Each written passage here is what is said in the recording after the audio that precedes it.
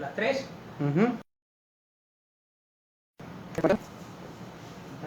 Listo. ¿Se están conectando? ¿Algún conectado? Podemos ir iniciando. Saludando aquí. Vale. Hoy 7, día 6 de julio del año 2021, estamos en nuestra sexta edición de Live Inmobiliario patrocinado por Century 21 Puente Real Bienes Raíces. Es nuestra oficina que representamos, oficina de ya una buena trayectoria en la zona en lo que son negocios inmobiliarios y siempre con presencia en los principales rankings, Carlos, en cuanto a niveles de venta y facturación a nivel nacional. En esta oportunidad queremos darle la bienvenida al señor Carlos Virot, al ingeniero Carlos Virot Andrade, ingeniero magíster, egresado de la Universidad de Oriente, ingeniero civil de la Facultad de la Universidad de Oriente, profesor universitario también de la UDO y de la Gran Mariscal. Correcto. Y también director de la consultora CBA Consultores, que es una consultora de ingeniería. En esta oportunidad queremos conversar un tema que, digamos, un tema actual, muy lamentable, Carlos, el suceso que ocurrió en el sur de la Florida, para ser bien más preciso, el edificio ubicado en el Surfside, que se desplomó. Un edificio de aproximadamente 40 años se desplomó. Quizás las causas es lo que venimos a discutir hoy, por eso en nuestro título se denomina posibles causas del colapso del edificio de Surfside, Florida, y cómo evitarlo. Créeme que no faltó nadie que cuando nos enteramos de esto dijimos, ¿qué data tiene mi edificio? Esto puede suceder, realmente estamos expuestos a que salga esto. Te regalo 2 minutos, Carlos, para que nos digas un poco, antes de entrar en tema, lo que tú haces, cuál es tu especialidad, y habla un poco de tu trayectoria, y vamos entrando en materia. Bueno, ante todo, muy buenas noches, David, gracias por tu invitación, encantado de estar acá y un saludo a tu audiencia. Sí, soy ingeniero civil, egresado de la Universidad de Oriente, soy magíster licenciado en Ciencias Gerenciales de la UCMA. Soy profesor universitario de la Facultad de Ingeniería Civil de la Universidad de Oriente y de la Universidad Gran Mariscal de Ayacucho. Dicto las cátedras de análisis estructural y de concreto armado y estructuras mecánicas. Tengo experiencia como estimador de costos y como administrador de contratos, y tengo una consultora que lo manejo como una firma personal que se llama CBA Consultores, que como tú ya la acabas de mencionar ahorita. Buenísimo. Nosotros acá siempre contamos y nos hemos rodeado de profesionales en cada punto o en cada materia, a gente especializada. Nosotros somos especializados en bienes raíces, pero cuando son temas estructurales, conversamos contigo. Cuando son temas legales, tenemos nuestros consultores legales. También entrevistamos la semana pasada o conversamos por temas de condominio. Y entonces, digamos, vamos a ahondar un poco, porque no sé si la palabra es especular, pero vamos a conversar un poco qué fue lo que pudo haber sucedido. Esto lo consideramos materia inmobiliaria porque hay muchos edificios, la zona, hay muchos edificios viejos, hay quizás la incertidumbre, la inquietud de el por qué se derrumbó este edificio, y acaso que los edificios tienen una vida útil. Coméntame, hablemos de lo que pudo haber sucedido allí. Sí, en efecto sí tienen una vida útil, pero antes de entrar en materia, sí me gustaría primero precisar ciertos aspectos, ya que por un tema de ética y de ejercicio profesional de la ingeniería, no pudiera yo, digamos, asegurar al 100% que fue un error del calculista, debido a que yo no he revisado, no tengo acceso, solamente los especialistas en Florida, no tengo acceso a la memoria de cálculo. La memoria de cálculo es el documento técnico donde se respalda toda la data de cálculo y todas las posiciones de diseño que estableció el ingeniero estructurista. Ni tampoco puedo responsabilizar a la constructora, debido a que no tenemos acceso a los planos as-built, que llamamos planos como construidos, para saber si realmente hubieron modificaciones y dónde las hubieron. La ingeniería civil es una ciencia, y como ciencia debe regirse por la metodología científica. Sin embargo, la metodología científica admite como una de las técnicas de observación de datos la observación directa.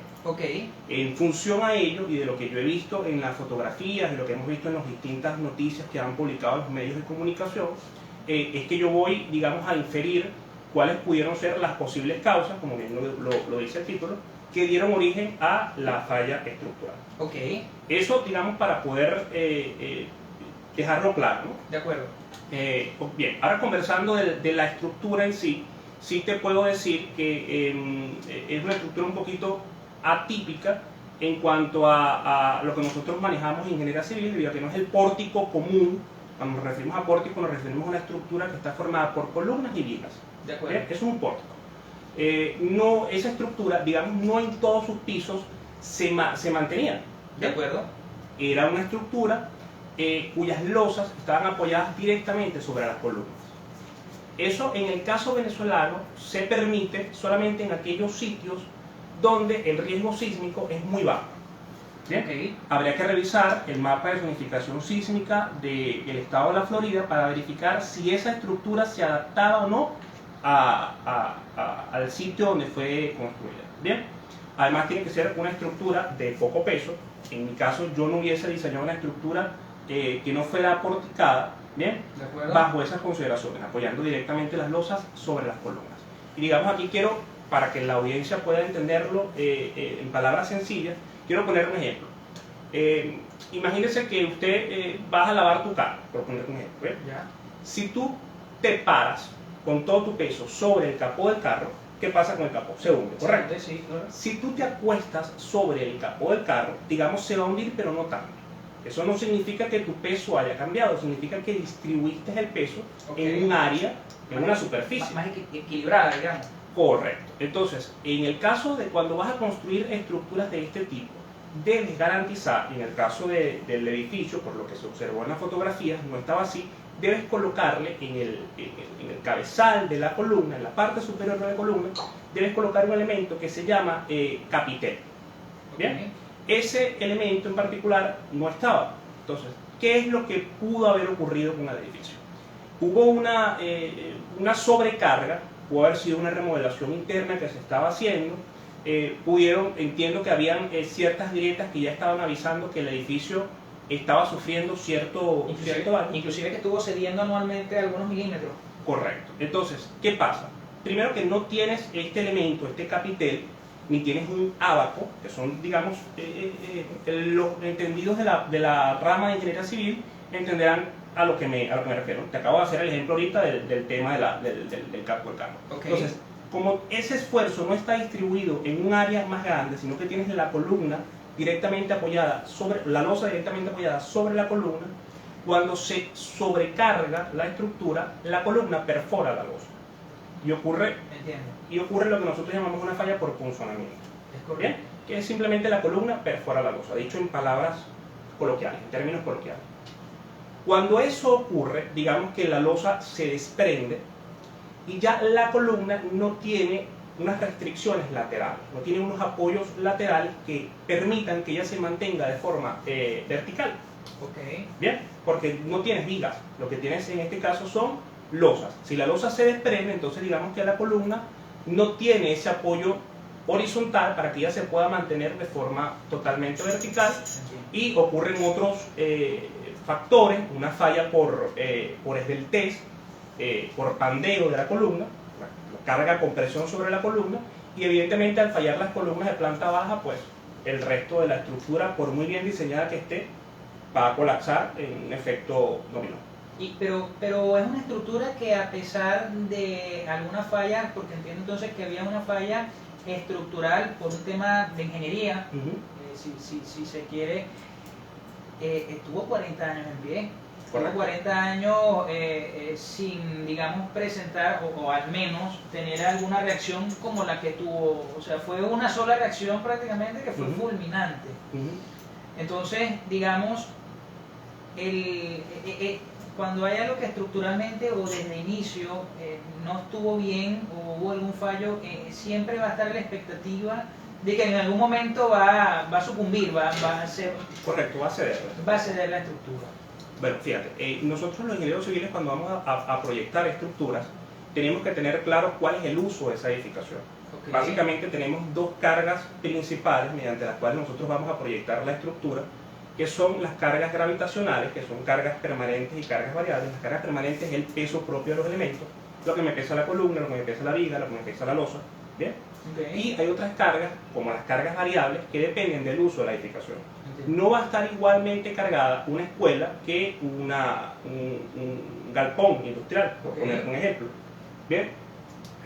Cuando hay un cambio del uso de la edificación, por un tema además de ordenanza, eso lo regulan los municipios, debe existir un chequeo estructural que te garantice que con ese cambio que tú le vas a hacer de uso a la edificación, pues no se sobrepasen las cargas de servicio que se tomaron o que tomó el ingeniero calculista para la edificación original. Okay. Eso no significa que tú no puedas convertir luego la edificación o darle un uso distinto. Puedes hacerlo, pero debes hacer las adecuaciones correspondientes. Ahora, digamos, llevando esta situación al plano venezolano, ¿cuál es la responsabilidad del ingeniero o quienes participaron en la obra ante un suceso como ese? ¿Existe una responsabilidad penal o cuál es el alcance en cuanto a responsabilidades en sucesos como este, si habláramos obviamente de nuestra jurisdicción, caso Venezuela? Bueno, en el caso venezolano, el Código Civil venezolano establece, creo que en el artículo 347, si la memoria no me falla, establece lo que nosotros llamamos la responsabilidad decenal, que es una responsabilidad que tiene el estructurista y la empresa constructora por los fallos que pudiera tener la estructura en su diseño. Una responsabilidad de 10 años. ¿Bien? Okay. De ahí en adelante, eso no significa que si la estructura falla por un error de cálculo, el ingeniero estructural no tenga responsabilidad. Evidentemente la va a tener siempre por vida si el error fue un error de cálculo. Okay. ¿Bien? Pero está esta responsabilidad que está muy bien definida en el Código Civil venezolano. De acuerdo. Entonces, sí existe responsabilidad. Ahora, háblame el tema de los 10 años. Cuando existe un error de cálculo, y hablamos, a ver si te entendí, y hablamos que la responsabilidad es por 10 años, si dentro de los 10 años no fue detectado o el edificio aparentemente, estructuralmente se ve bien, pasaron los 10 años, el año 11 y existe una falla estructural o un suceso como este, retomemos otra vez la explicación de la responsabilidad habiendo pasado, digamos, este tiempo. Bien. Esta garantía, por decirlo así. Evidentemente, cuando me refiero al Código Civil, me refiero a responsabilidades civiles. Bien. Evidentemente, si hay un error de cálculo, eso pudiera pasar ya no a una responsabilidad meramente civil, sino a una responsabilidad inclusive penal. O sea, puedes ir preso, ya no es una cuestión meramente administrativa o un tema sancionatorio del colegio, del comité de ética del colegio de ingenieros por un error en el diseño. Ya pudieras en este caso, tengo profesores que ponen un ejemplo, yo lo creo así, inclusive se lo digo a mis estudiantes: si un médico se equivoca, puede matar a una persona. Eso no significa que esa persona no sea importante, pero si un ingeniero se equivoca, puede matar más de una. Claro. Bien, entonces digamos que tenemos que ser bastante cuidadosos y minuciosos al momento de establecer esas consideraciones de diseño. Claro. Claro, te entiendo. Entonces, ya sabiendo que en este edificio ya las advertencias existieron, nuevamente llevándolo al plano venezolano, ¿hay algún organismo, hay alguna institución que pueda supervisar? Esto se hace de manera pública, esto es privado, los residentes de un edificio pueden solicitar la inspección estructural de su torre porque sienten que puede existir alguna debilidad. Se encargan organismos públicos, se encargan organismos privados. Explícame esto y quiero saber si efectivamente esto se pudo haber evitado oportunamente. Bueno, en el caso venezolano, en el caso de Venezuela, si me estás preguntando por el caso de Venezuela, siempre los consejos municipales, las alcaldías, consejos municipales no, las alcaldías, en este caso la dirección de urbanismo de la alcaldía, debe, digamos, tener, ¿no?, y supervisar lo que nosotros llamamos el visado del proyecto, que realmente el proyecto que se va a construir, la edificación que se va a construir, cumpla con todos los requisitos, ¿no? Evidentemente, desde el punto de vista técnico, tiene que estar firmado y visado el proyecto por un ingeniero civil que va a ser el responsable de que esa estructura se dimensionó bajo esos parámetros y que bajo esos parámetros no va a ceder, no va a ocurrir una falla. Con respecto a tu otra pregunta, si esto se pudo haber evitado, por lo que yo pude observar, sí se pudo haber evitado si la estructura en particular hubiese tenido disipadores sísmicos. Cuando me refiero a disipadores sísmicos, no sé si en algún momento has visto estos tipos de vigas en diagonal o cruzadas que hay en algunas estructuras. Okay. Bien, eso es un tipo de disipador sísmico, lo que comúnmente, coloquialmente llamamos cruces de San Andrés.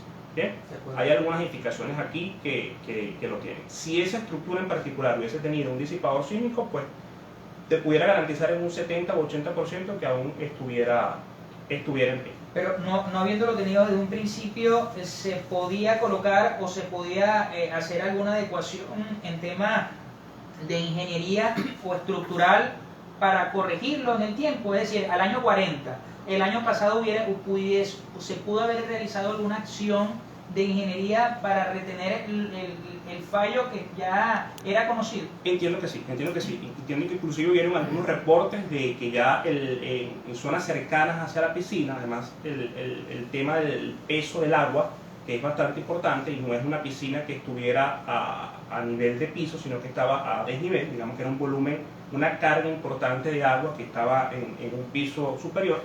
Entiendo que en zonas cercanas a la piscina, pues sí existían algunas grietas que estaban evidenciando que la estructura... Había un problema. Sí, la estructura estaba cediendo. Fue ignorado entonces. Por aquí, ojo, quiero también además hacer una aclaratoria acá.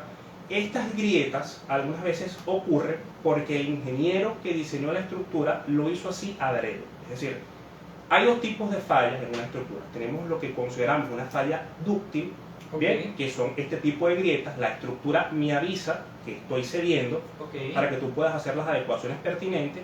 En el caso de un sismo, cuando ocurren estas grietas, puedas desalojar la estructura. Y hay otro tipo de fallas donde el elemento no se agrieta, sino que el elemento directamente se rompe o cede. Bien, llega a la falla total y hay un colapso total de la estructura. Entonces, digamos que el hecho de que existan estas grietas es positivo porque nos avisa que la estructura está cediendo. Entonces podemos desalojar la estructura y abordarla de la forma que el estructurista, en este caso, que es, digamos, el que tiene la pericia y el conocimiento técnico, pueda abordarlo. Tú sabes que cuando hicimos publicidad al live que íbamos a tener contigo y vamos a tocar el tema de lo que estamos conversando hoy, muchos me dijeron, David, ¿habrá influido que estaba ubicado cercano a la playa en el tema del salitre? Aquí estamos en una zona costera, prácticamente esto en su momento fue Salinas. Correcto. Muchos edificios fueron construidos o están construidos a escasos metros de la playa y obviamente los niveles de salitre son altos. ¿Esto influye? ¿Hay que preocuparse o hay una sobredimensión cuando se construye cercano al mar? Bueno, eso no debería ser un problema siempre y cuando el estructurista en este caso haya considerado esa particularidad.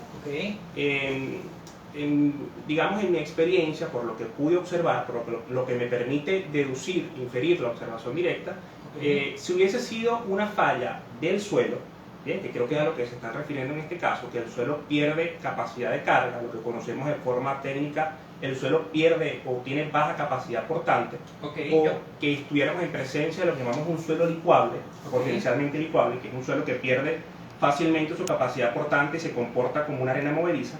Si eso hubiese ocurrido, la estructura no hubiese fallado como falló, no se hubiese desprendido la losa, sino que la estructura se volca completamente hacia un lateral. Entonces digamos que en este caso, si yo pudiera, en base a mi experiencia, si pudiera descartar que la falla fue producto de la mecánica del suelo.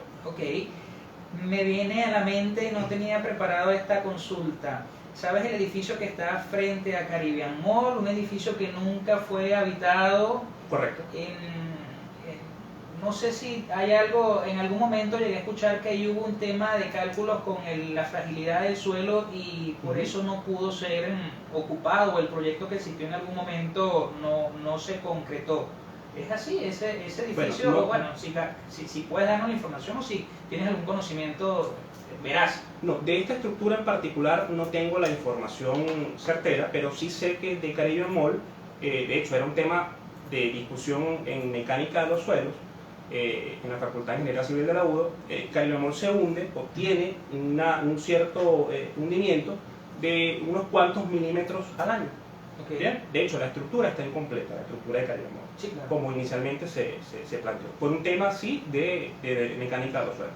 Entonces, digamos que en este caso, lo que habría, cuando hay un problema de mecánica de los suelos, bueno, hay que estudiar muy bien cuál es el problema en específico. ¿Bien? Okay. Si es que el suelo tiene baja capacidad portante, pues entonces hay que, el mismo principio que te acabo de explicar ahorita de la persona sobre el carro, entonces hay que dimensionar, hay que tratar de ampliar el ancho de esa fundación o, en definitiva, tumbar la edificación y plantear lo que llamamos una losa flotante. ¿Bien? Claro. Que es una gran losa completa, o hacer fundaciones profundas y anclarnos al estrato firme del suelo, una roca firme. Lo importante es que son corregibles. Eso se puede corregir. Sí, siempre son corregibles.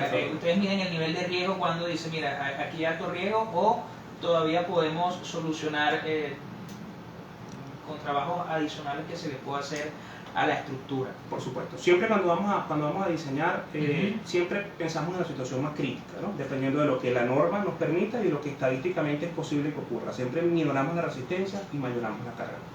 Perfecto. Ahora, hablemos un poquito y saliendo un poco del tema de la tipología de construcción y digamos, vamos a hablar en plano de la zona donde nosotros estamos ubicados, una zona costera, te dije, cercano a la playa.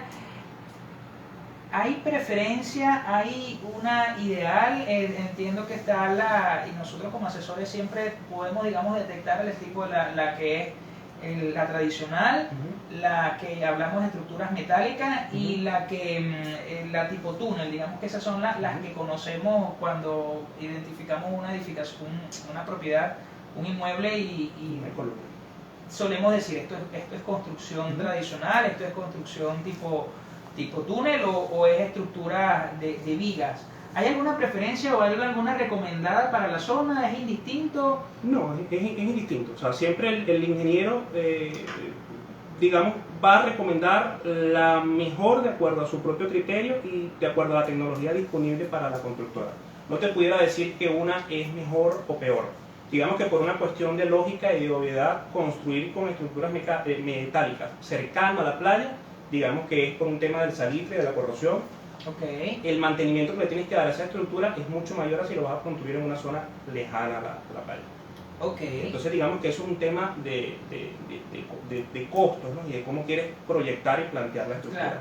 Que una sea menos resistente que la otra, digamos no. O sea, no precisamente. Correcto, no precisamente ese es el tema que vamos a evaluar en ese aspecto. Porque sea construcción prefabricada tipo túnel o con muros colados o vaciados en sitio, sea una estructura metálica o sea una construcción tradicional de pórticos de concreto armado, en ambas tenemos que dimensionar los elementos para todas las consideraciones de diseño que se presenten. Ahora, porque además, disculpa que te interrumpa, porque además la norma nos obliga a que sea así. O sea, no es solamente considerar las cargas que te acabo de hablar ahorita, hay que considerar, dependiendo de la altura del edificio, hay que considerar cargas de viento y además la carga sísmica. Algo que aprendió Venezuela después del terremoto de Cariaco en el 97, sí, claro, es que la edificación, y es algo que yo siempre trato de transmitirle a mis estudiantes de concreto armado y de estructuras metálicas, más allá de lo que te diga la norma, siempre tienes que desarrollar un criterio y saber interpretar lo que te quiere decir la norma. ¿Bien? Algunas de esas edificaciones que se cayeron en el terremoto de Cariaco pudieron estar en norma de acuerdo a la norma vigente en ese momento, antes de la última modificación que fue en el año 2001. De hecho, está pendiente la nueva versión de la norma que debe haber salido el año pasado, en el 2020. Entiendo que por un tema pandemia no pudo salir. Pero ya está, ya el proyecto está y solamente queda aprobarlo. Está porque sí, está pendiente de su publicación. Entonces, a lo que me refiero con esto, disculpa que te interrumpa, a lo que me refiero con esto es que la estructura puede estar en norma, pero eso no significa que no pueda ocurrir un fallo estructural. ¿Bien? Entonces, algo que aprendimos de ese terremoto de Cariaco es que había irregularidades constructivas en esa edificación que no fueron correctamente atendidas. ¿Bien? Entiendo. Y estaban en norma. Y eso dio pie a una reforma a esa regulación para decir, oye, creíamos que, pero necesitamos reforzar y regular nuevamente para que las nuevas edificaciones pudiesen estar, digamos, sobredimensionadas para sucesos como lo ocurrido y que obviamente dejó consecuencias irreversibles. Correcto. Lo posterior allí, en el año 2001, salió la norma vigente hasta ahora, sísmica, sismo resistente, que es la 1756-2001, revisión 2001. Como te dije, está por salir la del año 2020. Ok, aquí tenemos una pregunta que nos dicen, entonces, en síntesis, a las edificaciones se les puede hacer, hay que hacerles algún mantenimiento o alguna revisión de ingeniería cada cierto tiempo. ¿Es necesario, es a juicio si lo desean hacer, o simplemente no al menos que exista algo que estén detectando que no esté bien? Mira, qué responsabilidad del ingeniero estructural hacer las recomendaciones pertinentes, bien, a los potenciales dueños de esa edificación. Es decir, mira, cada cierto tiempo hay que hacerle mantenimiento, en el caso sobre todo de estructuras metálicas.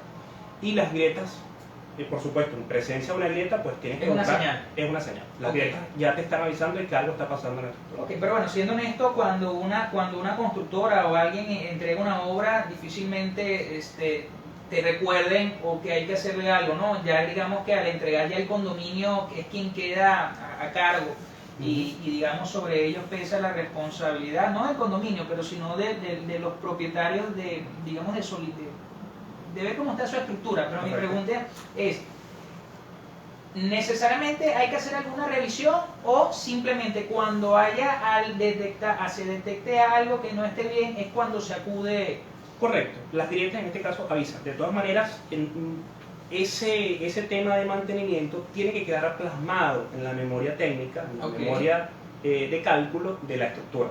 Entonces digamos que no es tampoco una palabra al aire, eso tiene que quedar plasmado y tiene que estar firmado por el ingeniero estructurista. Mira, cada cierto tiempo hay que hacerle mantenimiento a tal edificación. ¿Hay un registro de eso? Yo puedo saber en el edificio donde yo vivo y por lo menos conocer su historia o conocer un poco más sobre el tema estructural y saber si se le ha hecho algún mantenimiento, a dónde yo acudo o dónde están los libros donde yo pueda dar un vistazo. ¿Eso reposa en la alcaldía, en el colegio de ingenieros? No, debería tenerlo, primero los condominios deberían tener los planos originales, Ok. ¿bien? Y en la memoria de cálculo y la memoria descriptiva. Ok. Y debería reposar una copia en las direcciones de urbanismo de cada dependencia. Es decir, que las direcciones de urbanismo de cada alcaldía, cada municipio debe tener un registro de lo que se construyó, los cálculos, los planos, y a la hora de alguna situación que se presente en la edificación, entonces las personas deben acudir directamente al ¿qué organismo de la alcaldía? Dirección de urbanismo. Dirección de urbanismo. Correcto.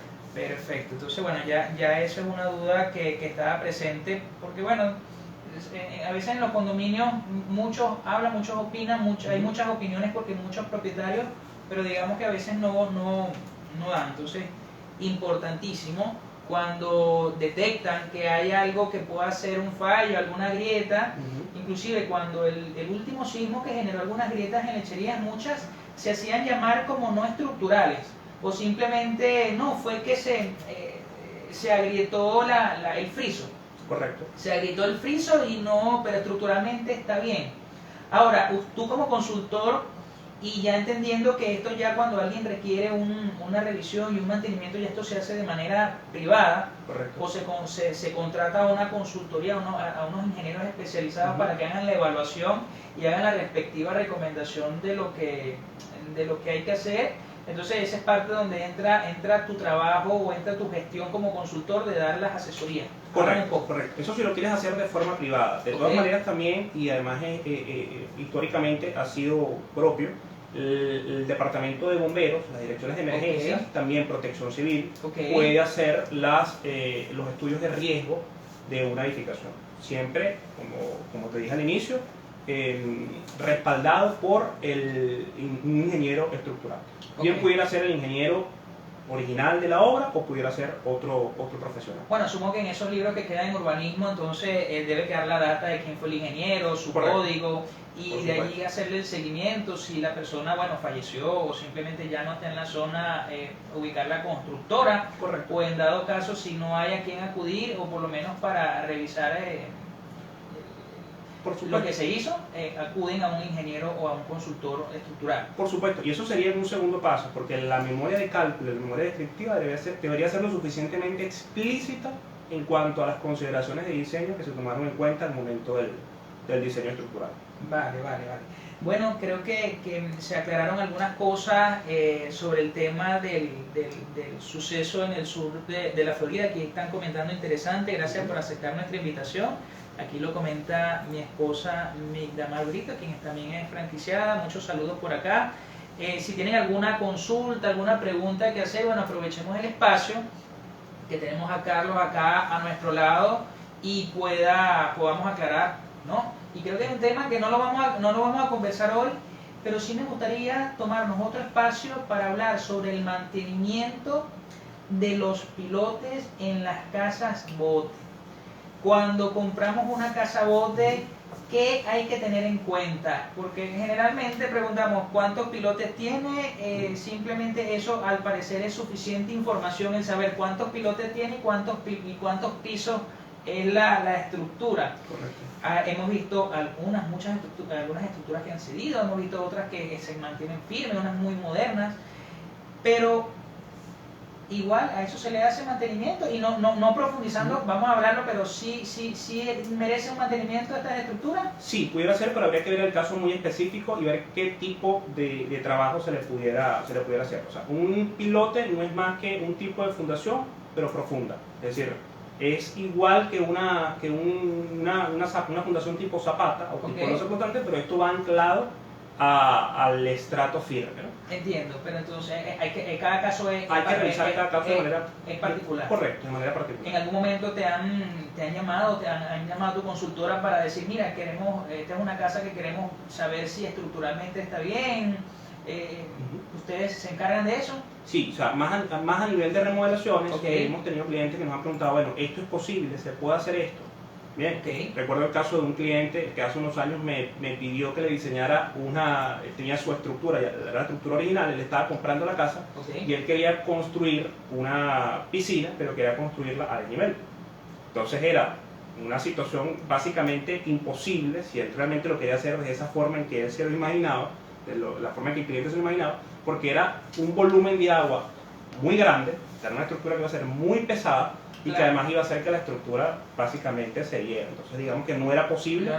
Sí, básicamente había que tumbar la estructura y hacerla de nuevo para las remodelaciones que él pedía. Bueno, Carlos, queremos agradecer tu presencia en nuestra sexta edición de Live Inmobiliario.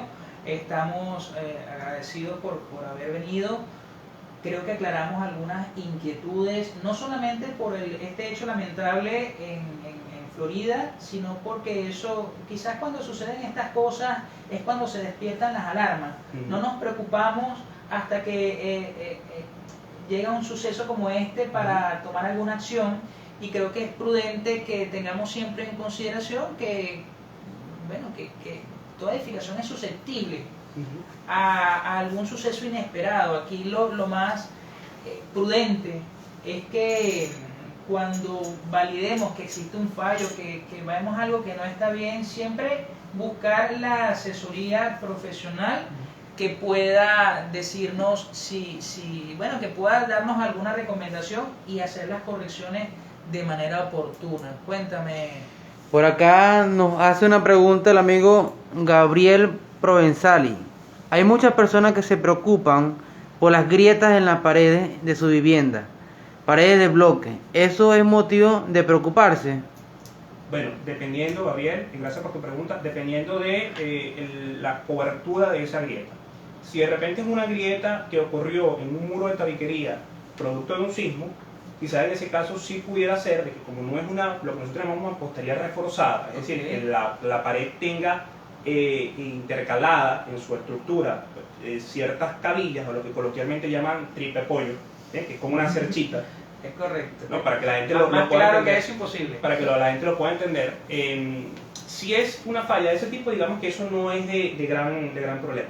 Si esas grietas ocurren en los elementos estructurales, o si de repente aparece en la misma tabiquería, pero sin que diera origen previamente a un sismo, Ok. eso pudiera ser quizás una falla por asentamiento y ahí entramos en un tema de mecánica de los suelos. Ok. Entonces, una parte de la estructura se está asentando, entonces ahí habría que ver el caso muy específico y hacer, digamos, desde el punto de vista de mecánica de los suelos, hacer el refuerzo pertinente para asegurar que no siga ocurriendo eso. Porque por más que frises la pared, la grieta va a seguir ocurriendo, porque no es un tema de friso, es un tema de que la estructura se está asentando. Se está asentando. Bueno, creo que quedó muy clara la consulta. ¿Alguna otra pregunta, John? Aquí nos acompaña tras cámara John Ríos, porque dijimos, necesitamos alguien en el equipo de producción. Yo llego, enciendo la cámara, luego me siento, ya estamos mejorando. Y todos los martes, quiero recordarles, tenemos un set, un espacio de 20, 30 minutos, donde siempre vamos a tener vamos a procurar tener algún invitado para tocar temas especializados. Estamos rodeados de gente profesional y tras nuestro trabajo de asesoría inmobiliaria siempre vamos a contar con el equipo de profesionales que se especializan en cada ramo de todo lo que involucra el área inmobiliaria. ¿Alguna otra pregunta, John? Una pregunta por acá. Dentro del gremio inmobiliario en los conjuntos residenciales, que ya sabemos, el de la zona de Nueva Barcelona, Lechería, en Lechería específicamente, en el sector de complejo turístico El Morro, ¿cuál conjunto residencial reúne los requisitos en lo que es infraestructura de construcción, en lo que es la parte de materiales constructivos? Es decir, ¿quién sí reúne los requisitos para decir que es un buen conjunto y tiene buenos acabados? Danos el ejemplo de al menos uno o dos conjuntos si te vienen a la mente. Para compararlo, dentro del complejo turístico El Morro, voy a colocar a Pueblo Viejo, a Isla Paraíso, al conjunto residencial que se encuentra en Las Villas y algunas de las casas bote. ¿Con cuál sí pudieran ustedes hablar en específico de cuál sí reúnen los requisitos como un buen conjunto? Mira, digamos que sería una respuesta muy arriesgada. Yo voy a decirte, mira, este edificio cumple, este edificio no cumple. Como te dije al inicio, soy muy respetuoso, claro, y además mi carrera trato siempre de ejercerla con ética. Entonces, digamos que sería una respuesta muy genérica el yo decirte, mira, esta edificación sí cumple, esta edificación no cumple. O sea, recuerda que una cosa es lo que pueda plantear el ingeniero estructurista y otra cosa es lo que se pueda construir. De hecho, siempre les digo a mis alumnos también que las estructuras no se comportan como se diseñan, sino cómo se construyen. De repente tú puedes plantear un diseño muy bueno, pero cuando lo vas a construir resulta que está el bendito tema de ahorrar en materiales, de cambiar, y digamos que eso es una cuestión que además es espinada, ¿no? Cambiar la calidad de los materiales, cambiar las resistencias de los concretos. Bueno, ya hablamos que hay responsabilidad penal, hay responsabilidad civil a la hora de que algo no salga bien, pero en términos generales, la zona no sufre de constantes denuncias o llamados por debilidades estructurales. No es algo muy frecuente. No, digamos que yo te pudiera decir, de forma general, en el país, la llamada Torre de David en Caracas, que no sé si has podido ver lo inclinada que está la torre. Entonces digamos que eso sí amerita una intervención urgente. Bien, inclusive se pudiera hablar hasta de demoler la construcción, porque si hay una falla de ese tipo, puede poner en riesgo las estructuras que están alrededor. Bien. Claro. Bueno, nuevamente gracias y nosotros queremos impulsar el emprendimiento local.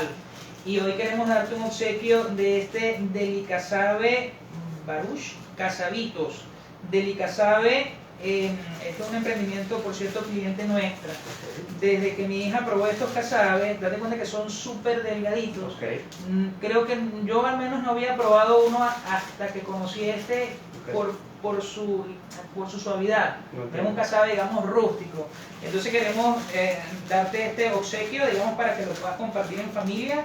La cuenta es @delicasabe piso o _baruch, BARUCH, y tienen esta presentación de casabes tipo para pasapalos, tipo snack. Así que bueno, espero que lo disfrutes en casa con tu familia. Bueno, dejaron dos acá que te puedo te envían de obsequio. Y también está esta presentación que me dejaron por acá, bueno, que es la presentación tradicional, la presentación grande. Entonces, haciendo pues honor al emprendimiento local, en esta oportunidad quisimos darle la oportunidad a Delica Sabes para que te pudieran presentar este obsequio. Bueno, muchísimas gracias, Carlos. Dejo tu cuenta de tu consultora en nuestro live. Este live queda grabado en nuestra cuenta de Instagram, C21 Puente Real, de C21 DM Inmobiliario, que es mi cuenta y personal. Y también va a quedar grabada en la cuenta de CBA, @CBA Consultores. Gracias por venir y ya sabemos que cuentan con la recomendación de él y a la hora de requerir sus servicios, bueno, totalmente a la orden. Muchísimas gracias. Muchísimas gracias a ti por la invitación. Vale, vale.